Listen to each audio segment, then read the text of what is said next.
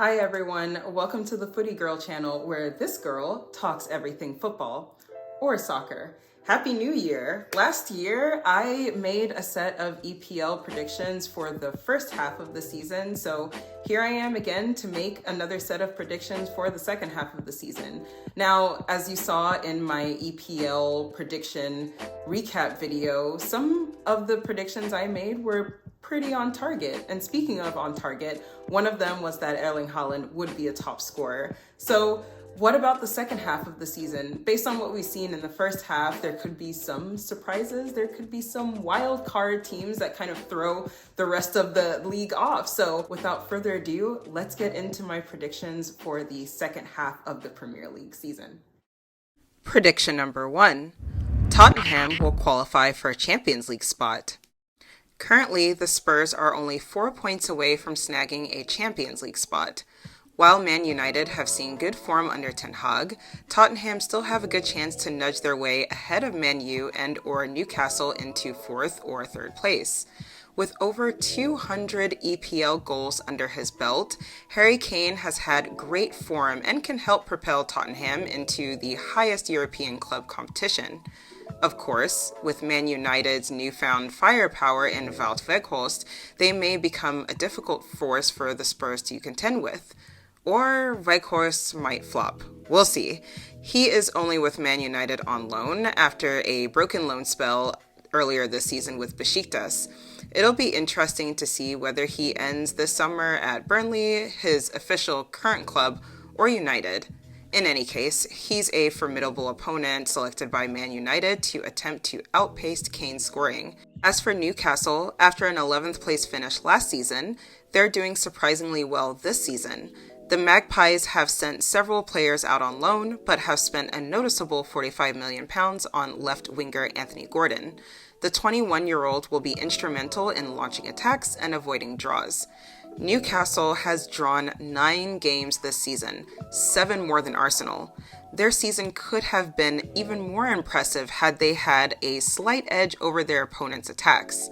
So, Tottenham have a lot to contend with if they want to see the highest European club competition next season, but their efforts will arguably be necessary to retain one of the highest EPL scorers of all time. Prediction number 2. Liverpool will not finish in the top 5.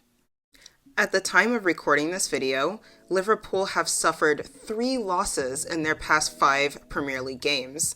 While they were able to triumph over Man City, they then recorded embarrassing losses against Brentford and Brighton. They subsequently collected a point against Chelsea, only to drop more points in an away loss against the Wolves.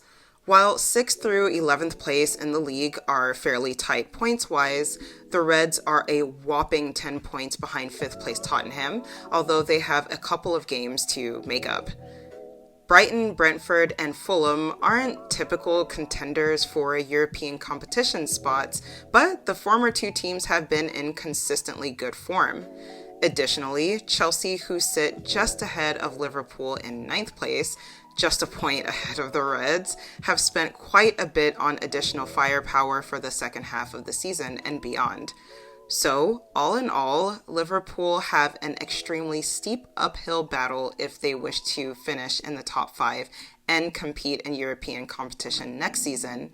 Even if Brighton, Brentford, and Fulham have a noticeable dip in form, Chelsea is not likely to allow Liverpool to leapfrog ahead into a higher spot. Speaking of Chelsea, prediction number 3. Chelsea will finish in the top 10. There was much ado about João Felix coming to the West London team on loan. However, it seems it was much ado about nothing since he ended up getting red-carded during his debut. Of course, João Felix was just one of many, 8 total to be exact, acquisitions and loan deals Chelsea completed during the winter transfer season. Naturally, these trades did not come without criticism of the Blues. There have been questions about financial fair play and whether Chelsea has broken any of the rules associated with the policy. Under the charge of U.S. businessman Todd Boehly, Chelsea has become the highest spending club in Europe. and all the spending has stayed within the parameters of FFP due to the crafty loophole of paying players in installments. As Henry Flynn wrote in Forbes, to register expensive players like Ukrainian arrival Mikhailo Modric, Chelsea has taken an amortization approach, tying them down to lengthy contracts and paying in installments, meaning, technically, it has only spent a portion of its total fees so far. On its balance sheets, the rest will leave the accounts throughout its signings contracts, and UEFA hasn't objected. Fair play to Chelsea for making that happen. Well, hopefully UEFA makes more of an effort to crack down on teams like Chelsea and Barca, as these calculating ways to avoid FFP are quite obvious. Anyway, at the time of filming this video, despite spending loads of money, Chelsea sits at 9th place, which is abysmal by large club standards. The Twitterverse sees Graham Potter's days as numbered, and there are rumors flying about his imminent replacement. Nevertheless, it appears the club is backing Potter and is banking on his ability to rebuild the team. Of course, whether his project is successful remains to be seen, but so far it isn't going too well. Despite Chelsea's lackluster start to 2023, I still believe it's possible for top 10 quote-unquote outliers, Fulham, Brentford, and Brighton, to slip in form eventually and make way for Chelsea to achieve a top 10 finish. But despite this, I don't feel it's likely Chelsea will finish in a European football spot. Prediction number 4. Nottingham Forest will not be relegated. In my prediction video for the first half of the 2022-2023 season, I'd predicted that Forest would finish in the top 10. However, they're currently in 14th place, 5 points away from 10th place Liverpool. They spent a great deal of the first half of the season in the relegation zone, but after grabbing points against Chelsea and Southampton, Forest has gotten their first taste of the mid-table in a long time. It will be an uphill battle, but with Forest 6 points ahead of the relegation zone, they could stay up if they remain consistent. Prediction number 5. Arsenal will win the English Premier League. The last time Arsenal won the EPL was during the 2003-2004 season, the second season in a row that they won the title.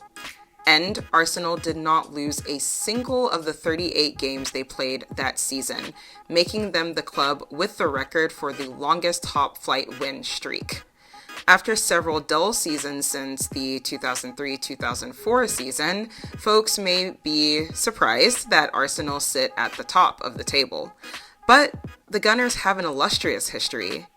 According to Arsenal's Wiki article, Arsenal have one of the best top-flight records in history, having finished below 14th only 7 times.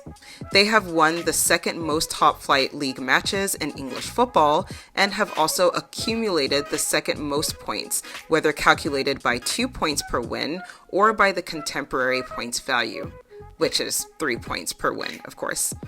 They have been in the top flight for the most consecutive seasons, 95 as of 2020-2021. Arsenal also have the highest average league finishing position for the 20th century, with an average league placement of 8.5. As for this season, no team has lost the EPL title with as many points as Arsenal accumulated during the first half of the season. Although the Gunners had embarrassing slip-ups recently, losing to 18th place EPL strugglers Everton 1-0 and only pulling off a draw at home against Brentford, Arsenal are currently a solid 6 points ahead of Man City, which can be seen as a comfortable lead. But after losing their last 5 matches against the Sky Blues, Arsenal should be at high alert before their game against them. I see the recent slip in form as a chance for the Gunners to cultivate some positive pressure, though, and refocus their eye on the prize, their first EPL title in almost 20 years.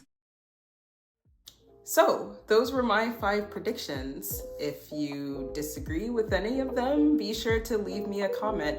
Or if you think I'm right on the money, let me know too. I think call me crazy, but I do think that Arsenal is gonna take it all.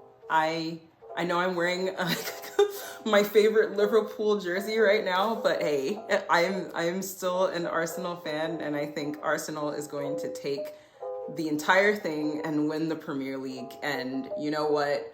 If I'm wrong, I'm wrong. It hasn't happened in a long time, but I'm super confident this season, and I am absolutely stoked. But anyway, if you enjoyed this video, make sure that you leave a like and subscribe if you haven't. I am also on Twitter, Instagram, and TikTok, so I'll see you there and see you here next time. Bye, guys.